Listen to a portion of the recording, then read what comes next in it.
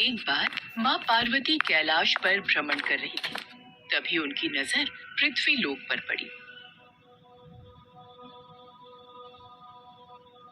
सेठ जी, ये माल गाड़ी में से उतार दिया है। ये ले, तेरे आज की कमाई के 200 रुपए। पूरा दिन मेहनत करके सिर्फ ये 200 रुपए ही कमाई हुई है। अब इसमें से 50 रुपए दूध के, 50 रुपए सब्जी के, बाकी बचे 100 रुपए जो पूरे 3 दिन चलाने हैं। ये हो गए पूरे 50,000 रुपए। इन्हें तिजोरी में रख देता हूँ। नहीं भैया, ये बहुत महंगी साड़ी है, कोई सस्ती सी दिखा दो। हाँ, ये 150 रुपए वाली ठीक है। भैया, ये तीनों साड़ी पैक कर दो। ये लो 5,000 रुपए। माँ पार्वती गरीब और अमीर दोनों को देख रही थी। आखिर जिसे जो चाहिए उसे मिलता नहीं, और जिसके पास पहले से हो उसे और मिल जाता है। इस प्रश्न का उत्तर तो महादेव ही दे सकते हैं। धरती का ये नजारा देखकर माँ पार्वती भगवान शंकर के पास जाती है। महादेव, मैंने देखा है कि धरती पर जो व्यक्ति पहले से ही गरीब और दुखी है उसे और ज्यादा दुख मिलता है, और जो सुख में है आप उसे दुख नहीं देते।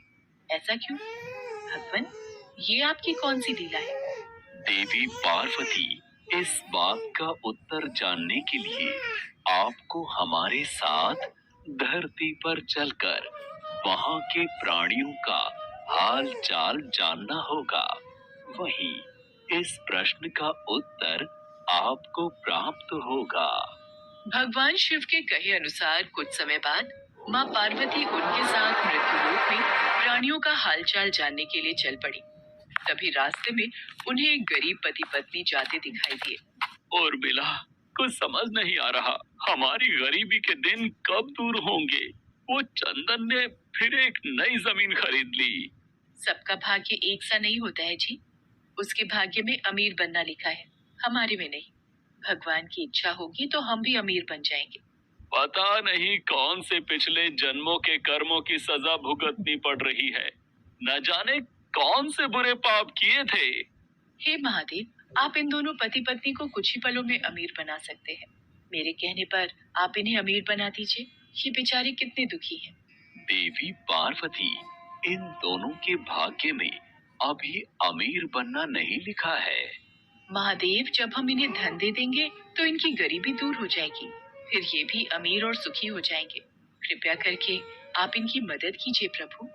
देवी पार्वती, मैं तुम्हारी इच्छा अनुसार इन्हें धन प्रदान कर देता हूँ, पर उसका मिलना या ना मिलना कर्मों पर निर्भर करता है।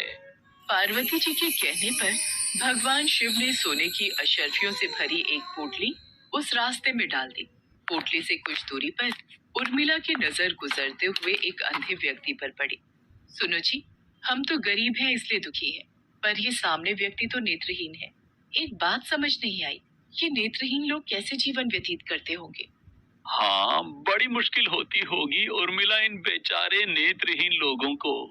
चलो, आज हम भी अंधों की तरह चलकर देखते हैं, देखें ये कैसे जीवन जीते हैं। उर्मिला और सूरज आंखें बंद कर एक दूसरे का हाथ थामे चलने लगे।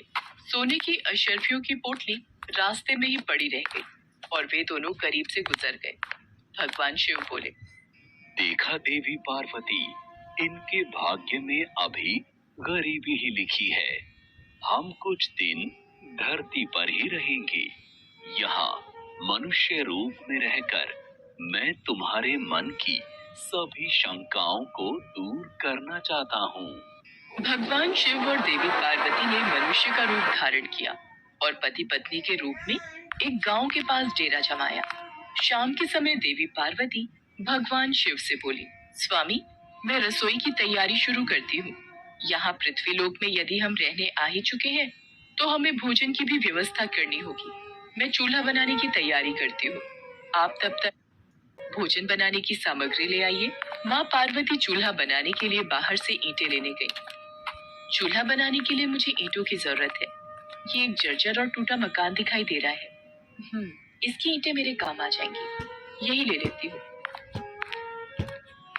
चूल्हा तो तैयार कर लिया, महादेव आते ही होंगे। अरे, आप आ गए। ये देखिए, मैंने चूल्हा तैयार कर लिया। पर आप खाली हाथ क्यों लौट आए स्वामी? भोजन कैसे बनेगा? देवी पार्वती, अब सामग्री की कोई आवश्यकता नहीं है, क्योंकि जिस प्रश्न का उत्तर ढूंढने के लिए आप आई थी, वो आपको स्वयं मिल गया। मैं कुछ समझी नहीं स्वामी। मेरे प्रश्न का उत्तर मेरे समक्ष ही है। हाँ देवी पार्वती, आप यही जानना चाहती है ना कि इस पृथ्वी पर क्यों गरीब लोग ज्यादा परेशान होते रहते हैं? अच्छा ये बताइए, आप इस चूल्हे को बनाने के लिए ईंटें कहाँ से लेकर आई हो? प्रभु, इस गांव में बहुत से ऐसे घर भी हैं जिनका रखरखाव सही ढंग से नहीं हो रहा है। उन पुराने घरों की जर्जर हो चुकी दीवारों में से मैं ईंटें निकाल कर ले आई। इसका मतलब जो घर पहले से खराब थे, आपने उन्हें और खराब कर दिया, जबकि आप मजबूत घरों की दीवारों से भी तो ईंटें ला सकती थी। प्रभु, जो घर अच्छे और सुंदर दिख रहे थे, उस घर के लोगों ने अपने घरों का रखरखाव बहुत अच्छी तरह किया है। ऐसे में उन सुंदर घरों को बिगाड़ना मुझे उचित नहीं लगा। देवी पार्वती, कुछ दिन पहले पूछे आपके प्रश्न का उत्तर भी यही है। जिन लोगों ने अपने जीवन को अच्छे कर्मों से सुंदर बना रखा है, उन्हें दुख कैसे हो सकता है? इस संसार में हर मनुष्य अपने कर्मों का ही फल पाता है। सबके पास सब कुछ नहीं होता। मनुष्य के पिछले जन्मों का कर्म उसे इस जन्म में भुगतना ही पड़ता है, और यदि वो अपने इस जन्म और आने वाले अन्य जन्मों को सुखी बनाना चाहता है, तो हमें सदैव ही पुण्य कार्य करते रहना चाहिए, ताकि हमारे कर्म उसमें जुड़ते रहें। आपको ज्ञात है, वो मार्ग में उस दिन एक नेत्रहीन व्यक्ति। हाँ स्वामी, मुझे ज्ञात है। वो देखिए देवी पार्वती, उसके पास धन दौलत ऐशो आराम की कोई कमी नहीं है, परंतु उसकी आंखों का इलाज नामुमकिन है। ये उसके पिछले जन्म के कर्मों से जुड़ा है। उसने पिछले जन्म में जानबूझकर किसी निर्दोष की आंखों की रोशनी छीन ली थी, इसलिए ये इस जन्म में नेत्रहीन हो गया। पर इसके कुछ पुण्य कार्यों की वजह से ये अमीर बना। और वो गरीब पति पत्नी स्वामी? देवी, वो दोनों पिछले जन्म में एक कंजूस अमीर सेठ सेठानी थे, जो कभी भी कोई दान पुण्य नहीं करते थे। इसलिए इस जन्म में उन्हें गरीबी और दुख मिला। पर इन दोनों के अच्छे कर्म इनका आगे का जीवन सुखी बना सकते हैं। इस पृथ्वी पर कोई भी मनुष्य पूरी तरह से सुखी नहीं है देवी। हर मनुष्य के पास कोई न कोई दुख और समस्या है। मुझे उत्तर मिल गया है स्वामी। इस पृथ्वी पर सुखपूर्वक जीवन यापन करने के लिए मनुष्य को अपने द्वारा अच्छे कर्म करने चाहिए, ताकि उसे उसके पिछले बुरे कर्मों का फल न भुगतना पड़े, और फिर अपने प्रश्नों का उत्तर पाकर देवी पार्वती भगवान शंकर के साथ अपने रूप में आकर कैलाश वापस लौट गई। तो दोस्तों, अगर आपको हमारी ये कहानी पसंद आई तो चैनल को सब्सक्राइब करें, बेल आइकन पे क्लिक करें, जिससे हमारी आने वाली वीडियो सबसे पहले आपको मिल सके। तो मिलते हैं ऐसे ही नई कहानी के साथ नेक्स्ट वीडियो में। आप सभी को राधे राधे।